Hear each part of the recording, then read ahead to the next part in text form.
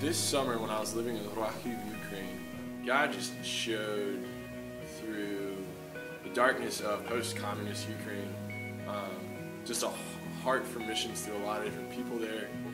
There are basically 2 churches, and out of those 2 churches there's about 50 people. So it's so important to me as a believer to live the calling of Christ, to take the gospel to the nations. I'm working on this big project in Senegal. It's an agricultural project, Feed the Future Initiative, and I am fully funded to travel to Senegal. It's a 95% Muslim country, and I have a way to just be there legitimately and through my work. And so I work during the day. We do ag work, and I'm working hard, but while I'm there, no one can stop me from being a light. Before I even knew about Northstar and was a member here, I got to spend time in South Africa.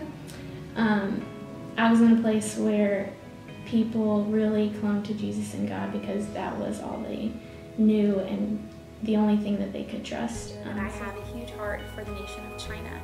I was very fortunate to have spent 2 summers there during my high school career, teaching English and furthering the gospel. The second year I went, the Lord was so faithful, and about 20 kids came to know God after 3 weeks, and most of them were the same kids that were there the first year.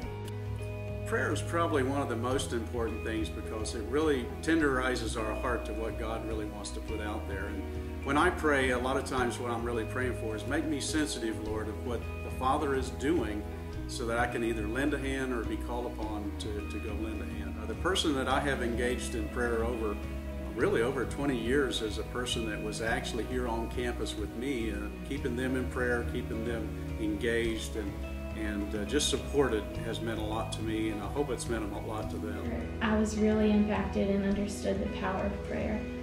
I got to see it in action and then really just become a prayer in life. And prayer is the most important thing we can do.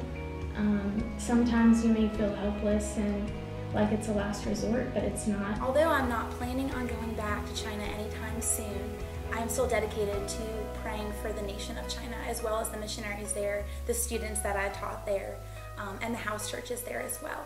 Prayer is definitely not a one-way street. God responds to His children. He inclines His ear to His children.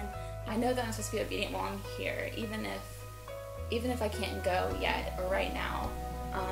And one way that God has shown me how to do that is by praying for missionaries. Ben and I decided to commit to praying for them every single day while we were on spring break, and in that way we just became really invested in the ministry that they were doing. But there's never been an opportunity where God has clearly opened a door for me to go overseas, leave my country to do missions.